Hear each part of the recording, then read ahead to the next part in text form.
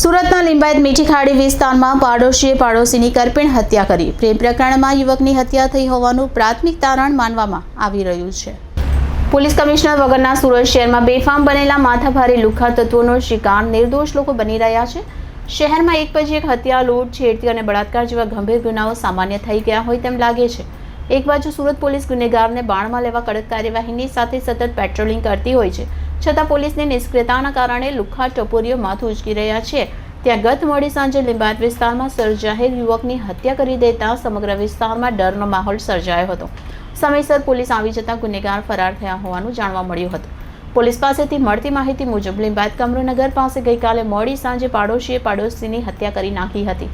હાલના તબક્કે પ્રેમ પ્રકરણમાં યુવકની હત્યા થઈ હોવાનું પ્રાથમિક તારણ માનવામાં આવી રહ્યું છે. સાથે અન્ય એક યુવકને પણ ઈજા પામી હતી.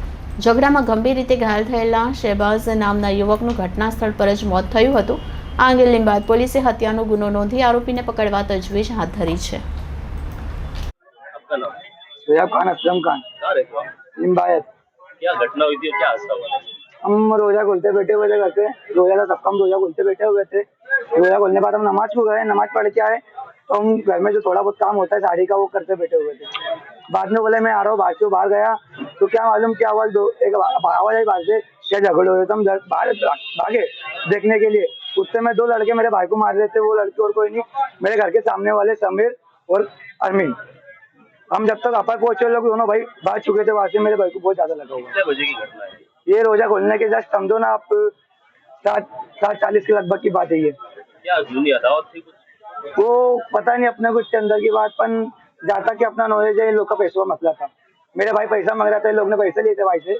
भाई बोल रहा था भाई पैसे दे दो, मैं रमजान आ रहा है, ईद का खरीदी करना है हमको, मेरे घर फैमिली में कपड़े लत्ते भरा होगा।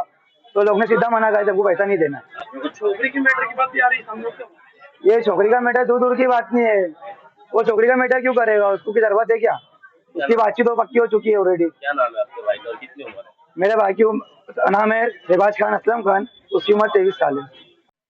આજરોજ લિંબાયત પોલીસ સ્ટેશન વિસ્તારમાં નુરાની મસ્જિદની પાસે આશરે રાત્રિના 9:15ની આસપાસ એક બનાવ બન્યો હતો, જેમાં એક ભોગ બનનાર વ્યક્તિ જેનું નામ શહેબાઝ ખાન છે, એના મિત્રએ એની આસપાસ રહેતા એક વ્યક્તિ એની ચપ્પુના ઘા મારીને હત્યા નિપજાવી હતી. જે અનુસંધાને પોલીસે ગુનો નોંધી અને આગળની કાર્યવાહી શરૂ કરેલ છે.